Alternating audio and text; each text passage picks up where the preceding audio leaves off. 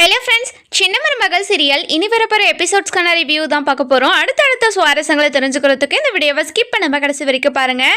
நம்ம ராஜாங்க இருந்துட்டு சேதுகிட்டையும் தமிழ்கிட்டையும் உங்களை ரெண்டு பேருமே இன்டர்வியூ எடுக்கிறதுக்காக விகடன்லேருந்து வராங்க அப்படின்னு சொல்லிட்டு சொல்லுவோம். அதுக்கப்புறம் என்ன, விகடன்லேருந்து வந்து நம்ம தமிழ்ச்செல்வியும் சேதியும் இன்டர்வியூ எடுத்துகிட்டு இருக்காங்க. நீங்கள் செஞ்ச சமூக சேவையில் மக்கள்கிட்ட நல்ல பேர் வாங்கியிருக்கீங்க. இங்கே பாருங்கள், நீங்கள் ரெண்டு பேரையும் பிரியர்தான் நாங்கள் கேள்விப்பட்டோம். அதெல்லாம் உண்மையா இல்லை வரப்போகிற காலத்தில் நீங்கள் என்ன முடிவு எடுக்க போறீங்க அப்படின்னு சொல்லிட்டு நம்ம தமிழ்ச்செல்வி சொல்லுவோம். இங்க பாருங்க, இதை பத்தி நாங்க எதுவுமே யோசிக்கவே கிடையாது.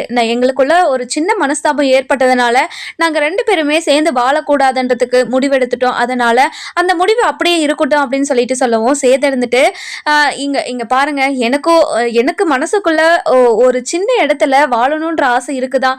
ஆனா நடந்த விஷயத்தெல்லாம் யோசிச்சு பார்க்கவும் அதாவது இது சரி வராது அப்படின்னு சொல்லிட்டு சொல்லிடுறாங்க. இதெல்லாம் கேட்ட அதாவது தமிழும் சரி சேதும் சரி ரெண்டு பேர் மனசுக்குள்ளேயும் ரெண்டு பேருமே சேர்ந்து வாழணும்னு தான் ஆசைப்படுறாங்க. ஆனா வெளியில வேற மாதிரி சொல்றாங்க.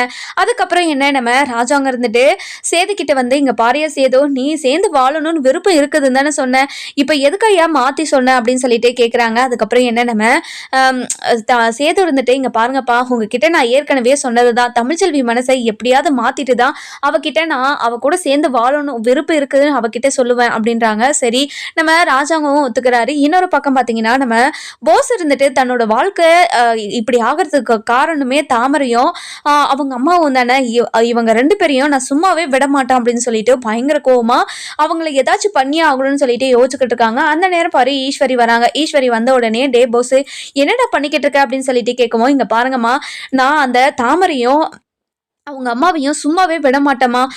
என்னோட வாழ்க்கை இப்படி இருக்கிறதுக்கு காரணமே அவங்க ரெண்டு பேரும் தானே. என்னை நம்ப வச்சு ஏமாத்தி என்னை இப்படி கழுத்தை அழுத்துட்டாங்களேம்மா. இப்போ அந்த காவியை என்னை செருப்பு மாதிரி யூஸ் பண்ணுறாமா. என்னை எப்படியெல்லாம் கேவலப்படுத்துறான்னு தெரியுமா. அந்த மாதிரி அவங்களையும் மாத்துறேன் நான். அவங்கள ஏதாச்சும் பண்ணி ஆகணுமா அப்படின்னு சொல்லிட்டு பயங்கர கோவமா நம்ம ஈஸ்வரி கிட்ட சொல்லவும், டே போஸ், நானும் அதே தாண்டா நினச்சிட்டு இருந்தேன். அவங்க ரெண்டு பேரையுமே பிச்சைக்காரங்களாம் ஆக்கி நம்ம வீட்டுக்கு வெளியே பிச்சைக்காரங்களா உட்கார வைக்கணும்டா, அப்படி அந்த நிலைமை அவங்களுக்கு வரணும்டா அப்படின்னு சொல்லிட்டு சொல்றாங்க. மா, கண்டிப்பா அந்த நிலைமை அவங்களுக்கு வருமா, அவங்கள சும்மாவே விடக்கூடாதுமா அப்படின்னு சொல்லிட்டு அதாவது நம்ம ஈஸ்வரி, சித்ரா, போஸ் இவங்க மூணு பேருமே பிளான் போட்டுட்டு இருக்காங்க. அந்த நேரம் பார்த்து காவியா வராங்க. காவியை பார்த்து மூணு பேருமே பயங்கரமா பயந்துக்கிட்டே ஒரு மாதிரி நான் போறமா அப்படின்னு சொல்லிட்டு சித்ராவை ஒரு பக்கம் போயிடுறாங்க. அதுக்கப்புறம் நம்ம போஸ் இருந்துட்டு நடுங்கிட்டு நின்றுட்டு இருக்காரு. அதுக்கப்புறம் என்ன, நம்ம காவியா இருந்துட்டு என்னடா பண்ணிக்கிட்டு இருக்கீங்க, எந்த வீட்டை கெடுக்கலாம் அப்படின்னு சொல்லிட்டு யோசிச்சுக்கிட்டு இருக்கியா, அவங்க அம்மா பிளான் போட்டு கொடுத்துட்டு இருக்காங்களா அப்படின்னு சொல்லிட்டு கேட்கவும், இங்க பார்க்காவியா அப்படியெல்லாம் இல்லை அப்படின்னு சொல்லிட்டு நம்ம போஸ் சொல்லிடுறாரு.